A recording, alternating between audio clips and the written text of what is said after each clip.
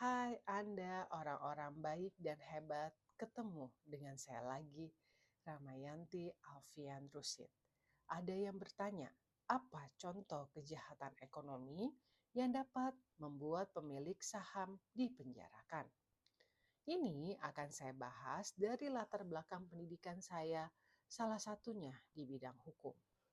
Beberapa contoh kejahatan ekonomi yang dapat membuat pemilik saham dipenjara beserta pasal dan undang-undang yang mengaturnya adalah: pertama, penipuan.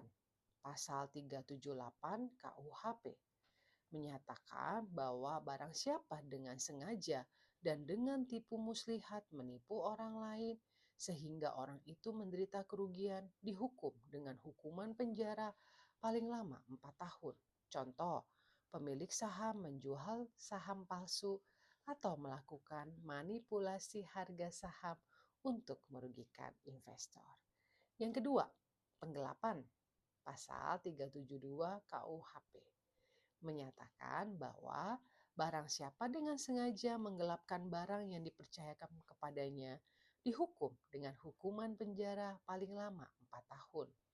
Contoh, pemilik saham menggelapkan dana perusahaan atau aset perusahaan yang terkait dengan saham yang dimilikinya.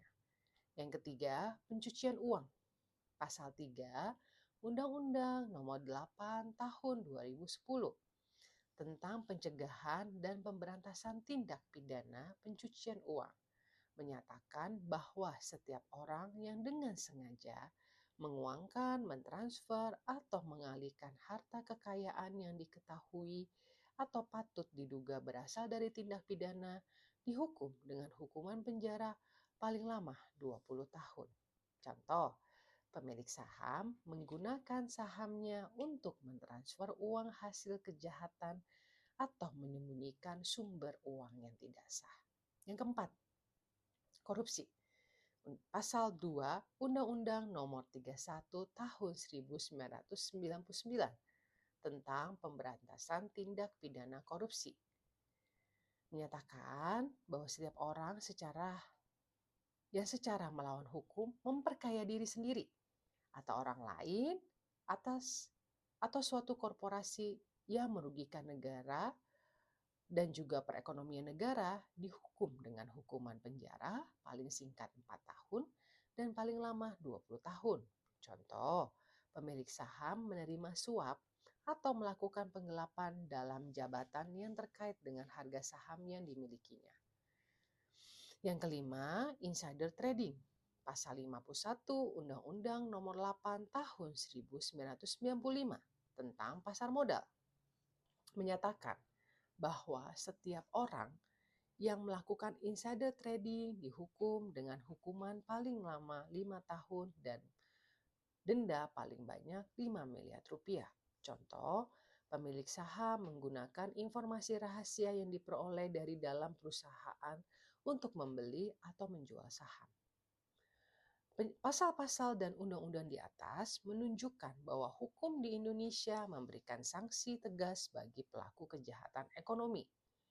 Hukuman penjara dan denda merupakan sanksi yang dapat dijatuhkan kepada pelaku kejahatan ekonomi.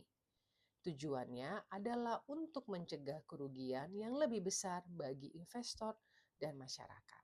Sebagai catatan, informasi di atas merupakan informasi umum dan tidak dapat diartikan sebagai nasihat hukum. Bila ada pertanyaan lebih lanjut, silakan berkonsultasi dengan profesional hukum. Demikian penjelasan saya atas ini. Terima kasih Anda orang-orang baik dan hebat telah mengikuti konten saya. Kita pasti akan ketemu lagi. Salam Ramayanti Alfian Rusid.